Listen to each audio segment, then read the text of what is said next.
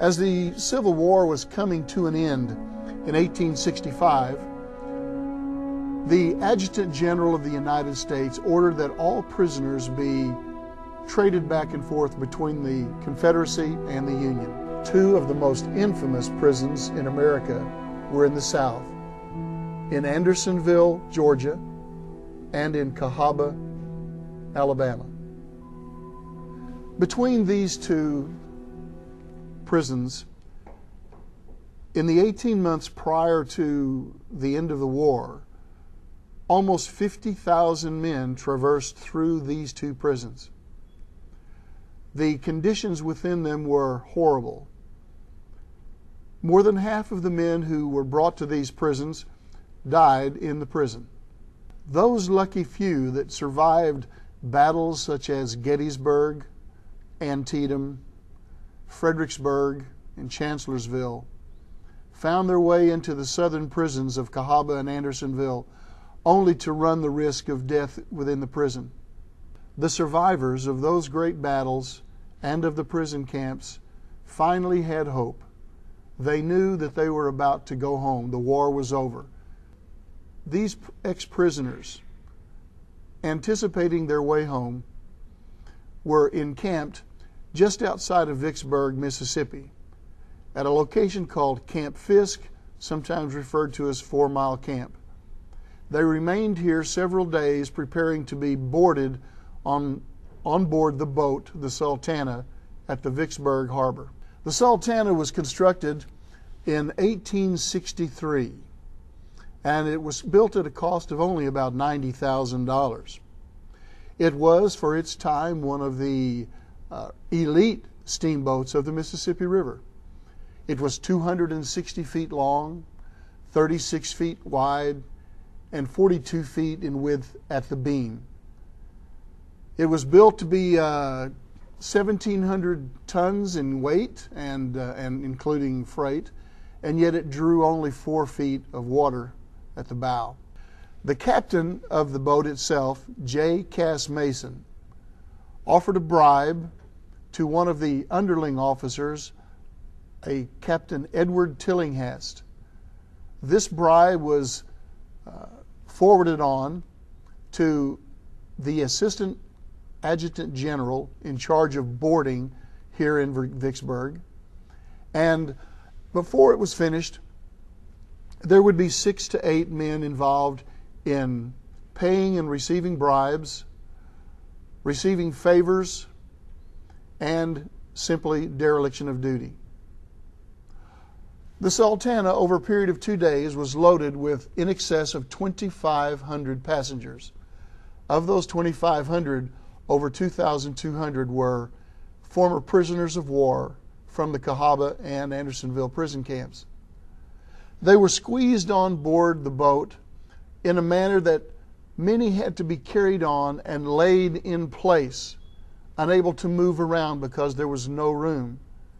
It finally left Vicksburg, Mississippi, en route to Helena, Arkansas, then Memphis, Tennessee, then Cairo, Illinois, and finally to St. Louis. One of the 4 tubular boilers was extremely weak, and it had been repaired within the last 2 weeks, just a small patch being placed over a very serious stress seam. The first morning after leaving Vicksburg, the boat arrived in Helena, Arkansas, where it picked up a little bit more freight and dropped off a few passengers. A man by the name of T.W. Banks was set up to take a photograph, which turned out to be the final photograph ever taken.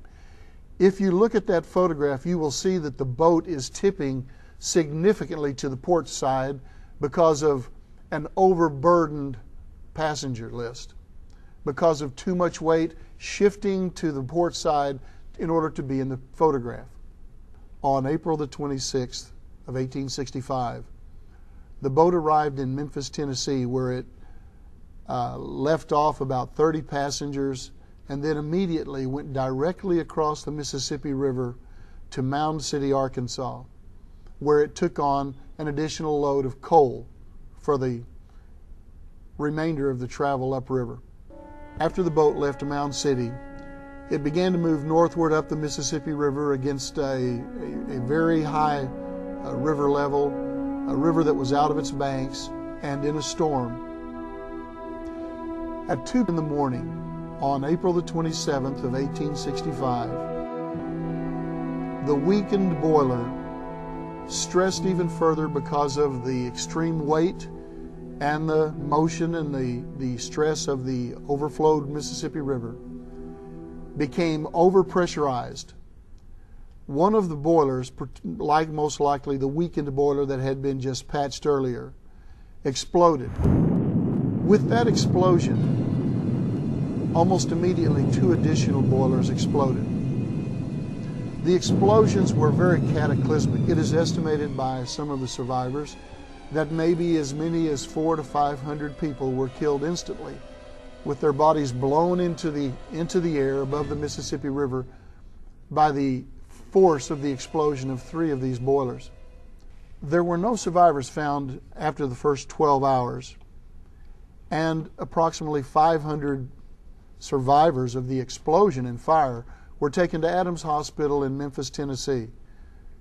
Eventually, more than 200 of those survivors would die of wounds and burns while in the hospital, and are now buried in the National Cemetery in Memphis. The remaining passengers and crew, nearly 2,000, perished. It's an amazing story because so few people in American history have ever heard of this boat. It is the greatest loss of life shipwreck in American history. Why have people never heard of the Sultana? There were so many huge stories in that 24 hours. Things that people were interested in, such as the surrender of Joe Johnson, the killing of John Wilkes Booth, and Abraham Lincoln's death train. Not to mention that after 4.5 years of war, people were tired of it. People didn't want to read any more about death, particularly large-scale death such as this. What makes the Sultana so important is it truly was the last great tragedy of the Civil War. It was the last great death, the last great event of the Civil War.